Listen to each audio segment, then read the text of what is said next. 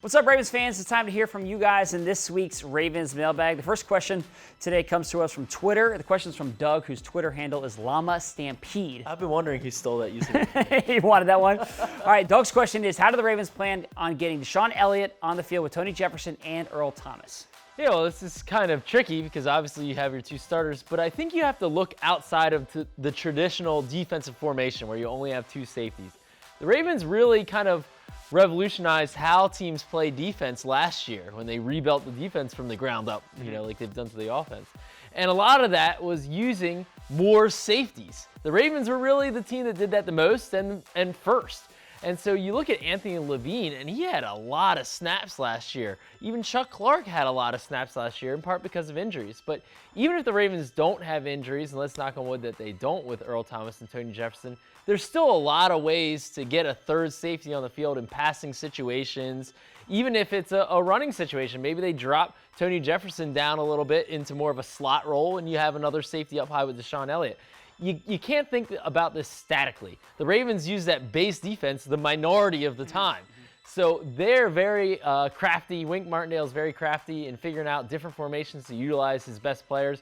And from what we've seen from DeShon Elliott on the practice field, I think he's good enough to earn some defensive snaps. We've said this before, but this secondary and figuring out who makes the team and then who's on the field on game days, that's going to be one of the most intriguing position groups to watch, not just during training camp, but the entire season. All right, let's flip it over to the other side of the ball. This question comes to us from Zach. Zach wants to know about receiver, believe it or not. Behind Willie Snead, Seth Roberts, Hollywood Brown, and Miles Boykin, who do you see as the most likely to earn the 5th and 6th receiver roles? Well, first of all, he left off Chris Moore, who right now has been taking most of the reps for the first-team offense. So Chris Moore is going to be in that mix.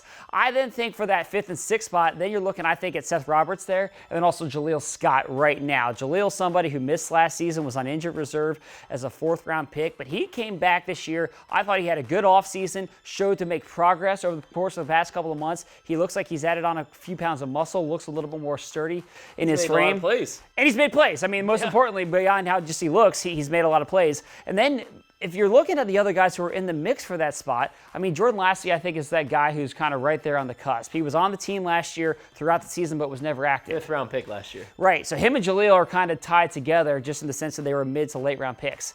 I think that he's going to have a really good training camp and preseason in order to earn his way onto the team. And then you got a whole bunch of undrafted guys, Modster, Antoine Wesley, who have kind of made some plays. If one of them really balls out during training camp and the preseason, then maybe they could carve their way onto this team. But I think as it stands right now, they probably have an uphill climb. Yeah, I would agree with that. And sometimes this comes down to special teams, too. Who has some return ability, who can contribute in other ways on coverage teams and things like that. So I think that's another factor in all of this. Last question comes from @BissMom12, and the question is, will Justice Hill see action? I feel like we get a lot of Justice Hill's questions. There's a lot of intrigue about him. Yes, I do think that Justice Hill will get on the field, and I talked about this before, but just think about all the running backs that saw action last year. I mean, Buck Allen had just as many snaps as Alex Collins, who started the year as the starter before going on to IR. They both had more snaps than Gus Edwards last year. So I think that if, there's a lot of injuries at running back too, that gives guys opportunities. And I think the Ravens just want to use Justice Hill for what he does best, and that's being a home run hitting, explosive, dynamic kind of running back, especially coming out of the backfield, catching passes. We've seen Mark Ingram can do that. Gus Edwards, I think, has improved in that realm.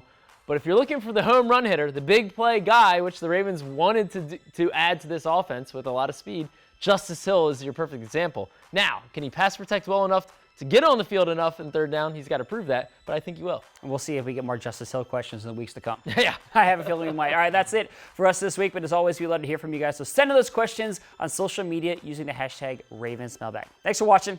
Have a great day.